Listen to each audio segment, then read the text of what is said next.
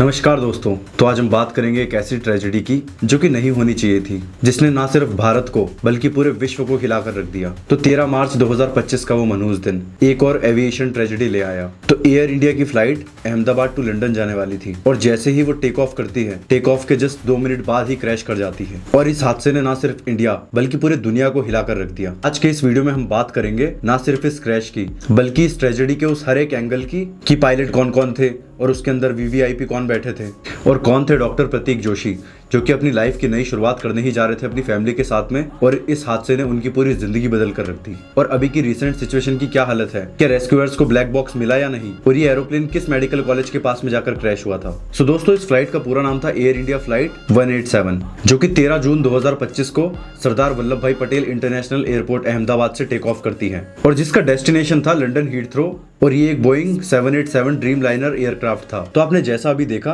कि इस फ्लाइट की डेस्टिनेशन थी Ahmedabad to London. It means कि ये फ्लाइट बहुत ही लंबी उड़ान लेने वाली थी। तो इट मींस आप सोचिए कि उसमें फ्यूल भी कितना होगा, क्योंकि जब फ्लाइट अहमदाबाद टू लंदन जा रही है तो इसी वजह से आपने देखा होगा कि जब फ्लाइट क्रैश करती है तो कितना जोर से धमाका होता है, और जिस कारण मेडिकल कॉलेज के जो ट्रेनी डॉक्टर्स थे वो भी उस टाइम पे मेस में लंच ही कर रहे थे।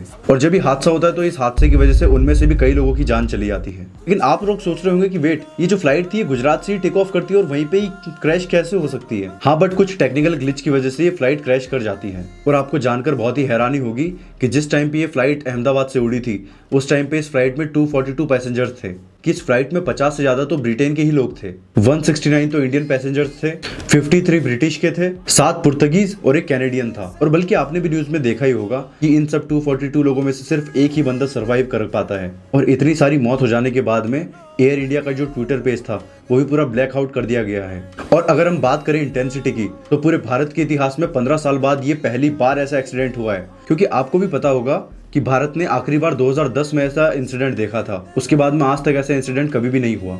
और जब 2010 में प्लेन क्रैश हुआ था तो उस टाइम पे 151 लोगों की मौत हुई थी। और जैसा आपने देखा होगा कि कैसे 53 ब्रिटिश नेशनल थे और साथ में जो पुर्तगीज नेशनल थे। तो ये चीज इंडिया को इतना ज्यादा बैकलेश देगी क्योंकि हमारी जो इंटरनेशनल लेवल पे जो इमेज थी अब वो पूरी तरीके से खराब हो चुकी है। क्योंकि जब वो सारे टूरिस्ट यहाँ पर घूमने के लिए आए थे तो ये जिम्मेदारी भारत की बनती थी कि उनको सही सलामत उनके घर पे पहुंचा दे। तो अब सिचुएशन ऐसी है कि जब तक हम लोगों को ब्लैक बॉक्स नहीं मिल जाता हम कुछ भी कह नहीं सकते कि उस समय पे क्या हुआ था, कि क्या कोई पूरा बर्ड्स का झुंड इंजन में चला गया था। और बाकी कुछ लोग का पूछना था कि क्या गुजरात के चीफ मिनिस्टर यानी कि विजय रूपानी भी इसमें थे। जी हाँ, वो भी इन सारे पैसेंजर्स के बीच में ही बैठे थे और इस इंसिडेंट में उनकी भी डेथ हो चुकी है। तो मेन सवाल यहाँ पर आता है कि जब ये प्लेन क्रैश हुआ कि इतने सारे 242 लोगों में से क्या कोई सर्वाइव भी कर गया है। तो जी हाँ, एक बंदा है जो कि सर्वाइव कर गया है, इसका नाम है विश्वास कुमार रमेश। जब रिपोर्टर्स ने उनसे पूछा कि आप कैसे सर्वाइव कर गए तो उनका कहना था कि जब प्लेन क्रैश करने वाला था तो उसके पीछे वाला एरिया टूटा और जब उनको ये चीज दिखी कि वो यहाँ से कूद सकते हैं उन्होंने उनकी पूरी कोशिश करी, उन्होंने उनके सीट बेल्ट निकाले और वो वहीं से कूद गए। मतलब आप सोचिए यार कि कोई इतना लकी कैसे हो सकता है, इतने बड़े क्रैश में भी बच जाए, वो भी इतने ज्यादा फ्यूल के ब्लास्ट के साथ में।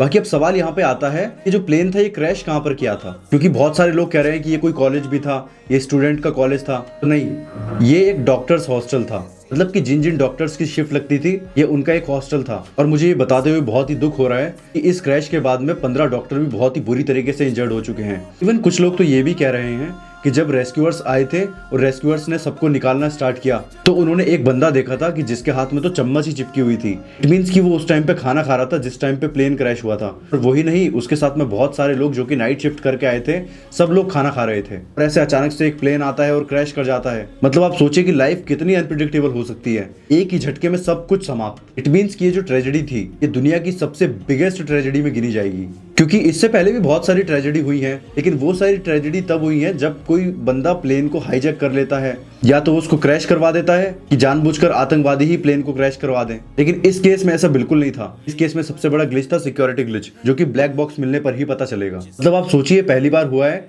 कि बोइंग का 787 एयरक्राफ्ट ऐसे डायरेक्ट ही क्रैश कर जाता है। और जैसा आप देख सकते हैं कि ये सारी इमेजेस हैं कि उस टाइम पे कुछ लोग डॉक्टर्स खाना खा रहे थे और कुछ लोग उस टाइम पे अपना काम कर रहे थे और उसी के बीच ही इतना बड़ा एरोप्लेन आ जाता है इतने ज्यादा फ्यूल के साथ में और एक ही झटके में सब कुछ साफ। मतलब आप सोचिए कि मैं जितना पढ़ता हूँ इस हादसे के बारे में उतना ही ज्यादा दिमाग पूरा खराब होने लग जाता है कि अचानक से ऐसे क्या हो गया। और ये चीज बहुत बार हो चुकी है कि रिसेंटली बोइंग के मैन्युफैक्चरिंग के लिए बहुत ज्यादा लोगों ने कंप्लेन करी थी क्योंकि इससे पहले भी बोइंग का एक एयरक्राफ्ट 2024 में क्रैश हो चुका है साउथ कोरिया में, और इस टाइम पर भी बोइंग वालों ने सेम ही बहाना बना दिया था। जब प्लेन टेक ऑफ किया था तो उस टाइम पे बहुत सारी बर्ड्स का एक झुंड आता है और सारा ही इंजन में घुस जाता है, तो उस वजह से फ्लाइट क्रैश हो गई। और अभी की रिसेंट खबर ये बताती है कि एयर इंडिया की इस फ्लाइट के क्रैश में जो भी नहीं रहे, जिस जिस बंदों की जान गई है, सबको 1-1 करोड़ का कंपनसेशन मिलेगा।